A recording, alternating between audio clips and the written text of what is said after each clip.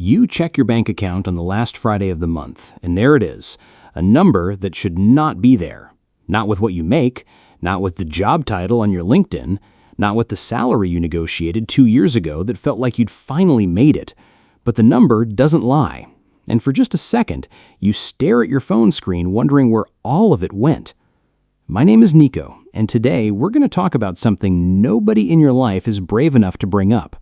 Why smart, educated, high-earning people are still completely broke at the end of every single month. And I don't mean broke like struggling to eat.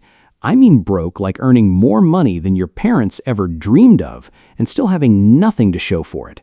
No savings, no investments, no real cushion. Just a lifestyle that costs every dollar you make and sometimes a few more than that. If that hit close to home, stick around, because by the end of this video, you're going to understand exactly how this trap works and what one honest calculation can change everything. And if you find value in this, a thumbs up or a subscribe genuinely helps this channel reach more people. Now, let's get into it.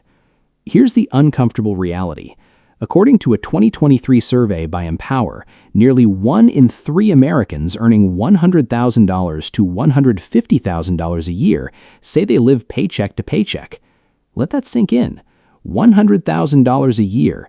That's more than double the U.S. median household income, and roughly 1 in 3 of those earners is still one bad month away from a financial crisis.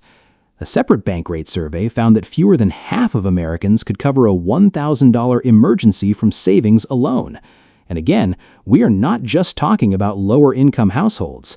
We're talking about engineers, nurses, marketing managers, lawyers, consultants, people with real skills and real salaries who have somehow built a life where the money disappears the instant it arrives.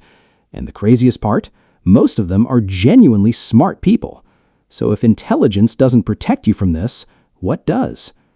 Let me introduce you to Marcus. Marcus is 34 years old. He's a project manager at a tech company in a mid-sized city, pulling in $120,000 a year. By almost every conventional measure, Marcus is crushing it. He drives a fairly new SUV with a $680 monthly payment, not flashy, just nice and reliable. He rents a 1-bedroom in the better part of town because the neighborhood felt important when he signed the lease. He eats out 4 or 5 times a week because, honestly, he works long hours and he deserves to eat well. He has a gym membership he uses regularly, 4 streaming services, a credit card balance he keeps meaning to pay down, and he took one genuinely great trip last year that he put on the card because the deal was too good to skip. Marcus isn't reckless. He's not gambling. He's not making obviously bad decisions. He's just living the life he feels like he earned. But here's where it gets really interesting. After federal taxes, state taxes, and FICA, Marcus takes home somewhere around $83,000 a year. That's roughly $6,900 a month hitting his checking account. Sounds like real money. And then you look at where every dollar of it actually goes. Rent, $1,800. Car payment, $680. Car insurance, $175. Gas and parking, $120. Groceries, $380. Eating out and coffee, $600. Streaming subscriptions and gym, $185. Phone, $90. Minimum credit card payment, $260. Utilities, $160. Personal care, clothing, random online purchases, $350. And we haven't even touched travel, holiday spending, birthday gifts, or the random expenses that somehow materialize every single month without warning. Let me show you the math, because when you actually add this up, Marcus is spending somewhere between $6,800 and $7,200 a month on a $6,900 take-home. He's essentially at zero. And if you annualize his full lifestyle costs, including that vacation he financed, you're looking at a person earning $120,000 a year who is effectively spending $115,000 of it, leaving almost nothing left over to build any actual wealth. And here's the part that will blow your mind, because the real problem isn't that Marcus is making bad choices. Every single one of those decisions felt completely reasonable in the moment he made them. The apartment? Reasonable. It's a safe neighborhood. The car? He needed something dependable. The restaurants? He works hard and life is short. The trip? He was burned out and needed it. The subscriptions? They're only $15 each, right? But here's what Marcus never saw coming.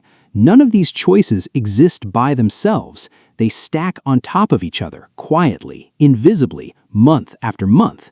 And what he unknowingly built is what behavioral economists call lifestyle creep, where every raise, every income increase, every promotion gets immediately absorbed by a slightly more expensive version of his own life. He didn't consciously choose to be broke, he just never consciously chose not to be. This is the psychological trap that almost nobody talks about directly.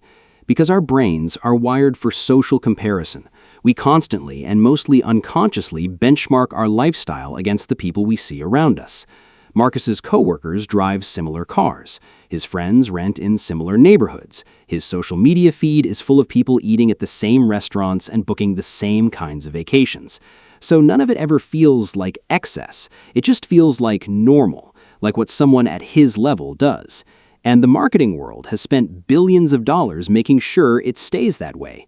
Every car commercial, every travel app, every credit card rewards program is specifically designed to tell you that this purchase, this upgrade, this experience is simply what a successful person like you naturally deserves. And when your entire social environment reinforces that message every day, the spending never feels like a trap. It just feels like life. Now, some of you are already formulating the objection. You're thinking, okay, Nico, but my student loans are real, or rent in my city is genuinely expensive, or I have kids and these costs aren't optional. And those are completely fair points. Real expenses exist. I'm not suggesting Marcus should move into a studio apartment and eat rice every night and never leave the house again. But I want you to notice something. The objection almost always focuses on defending the current spending, rather than honestly examining whether the current spending is actually producing the life you want. Because if you are spending $115,000 a year and have nothing to show for it financially, by definition, the current approach is not working. The math is brutal. And that's the crazy part. The fix doesn't require living like a monk. Because if Marcus just trimmed 15% of his total lifestyle spending, and we're not talking dramatic cuts, just honest adjustments across a few categories, that's roughly $18,000 freed up every single year. $18,000. Now let me show you the math on what that number actually means. $18,000 a year invested consistently into a simple index fund at a historical average return of around 8% annually, compounded over 30 years, grows to over $2 million. $2 million. Not from landing some windfall, not from picking the right stock, not from a side hustle that takes over your life, just from redirecting 15% of his current lifestyle spending into an account that works for him, instead of disappearing into things that depreciate to zero the moment he buys them. Marcus isn't far from having real, serious wealth. He's just spending the wealth-building money before it ever gets the chance to do anything.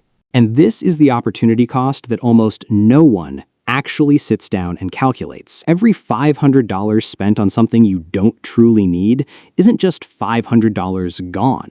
It's $500 that never compounded, never grew, never built leverage. Over time, the gap between the person who spent that money and the person who invested it isn't just a financial gap.